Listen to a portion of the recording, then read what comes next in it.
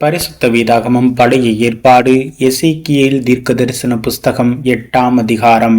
6ஆம் வருஷத்து 6ஆம் மாதம் 5ஆம் தேதியிலே நான் என் வீட்டில் உட்கார்ந்திருக்கிற போதும் யூதாவின் மூப்பர்கள் எனக்கு முன்பாக உட்கார்ந்திருக்கிற போதும் கர்த்தராகிய ஆண்டவருடைய கரம் அங்கே என் மேல் அமர்ந்தது.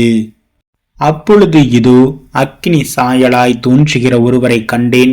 அவருடைய இடுப்புக்கு கீழெல்லாம் அக்கினியும் அவருடைய இடுப்புக்கு மேலெல்லாம் சுகுசாவை போல பிரகாசிக்கிற சாயலுமாயிருந்தது. கை போல் தோன்றினதை அவர் நீட்டி என் தலைமயிரை பிடித்து என்னை தூக்கினார். ஆவியானவர் என்னை பூமிக்கும் வானத்துக்கும் நடுவே கொண்டு போய் தேவ தரிசனத்திலே என்னை எருசலேமில் வடதிசைக்கு எதிரான உள்வாசலின் நடையிலே விட்டார். அங்கே எரிச்சல் உண்டாகிற விக்கிரகத்தின் ஸ்தானம் இருந்தது.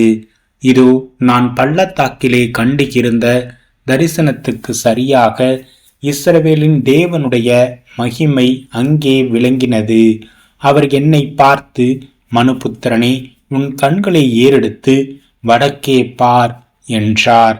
அப்பொழுது நான் என் கண்களை ஏறெடுத்து வடக்கே பார்த்தேன்.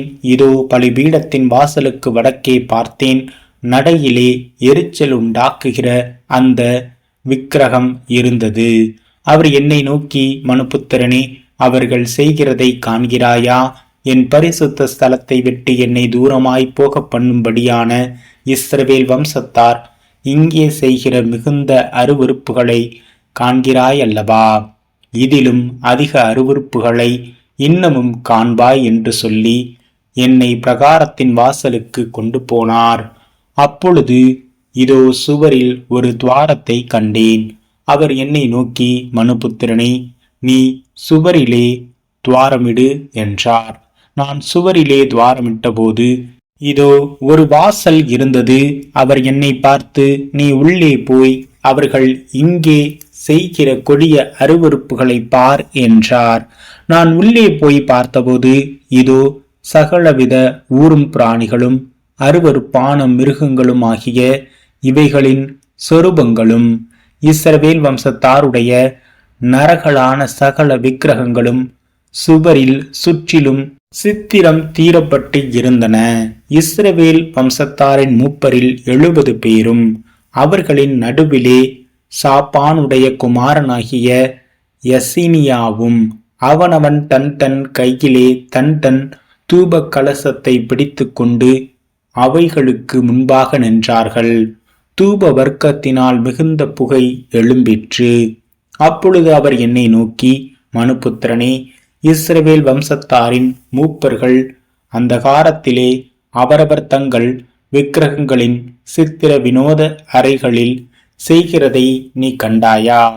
கர்த்தர் எங்களை பார்க்கிறதில்லை, கர்த்தர் தேசத்தை கைவிட்டார் என்று சொல்லுகிறார்களே என்றார். பின்னும் அவர்கள் செய்கிற அதிக அருவருப்புகளை இன்னமும் காண்பாய் என்று அவர் என்னுடனே சொல்லி என்னை கர்த்தருடைய ஆலயத்து வடக்கு வாசலின் நடையிலே கொண்டு போனார். இதோ அங்கே தம்மூசுக்காக அழுது கொண்டு இருக்கிற ஸ்திரீகள் உட்கார்ந்திருந்தார்கள். அப்பொழுது அவர், மனுபுத்திரனே, இதை கண்டாயா? இதிலும் அதிக அருவருப்புகளை இன்னமும் காண்பாய் என்று என்னுடனே சொல்லி என்னை கர்த்தருடைய ஆலயத்தின் உட்பிரகாரத்திலே கொண்டு போனார்.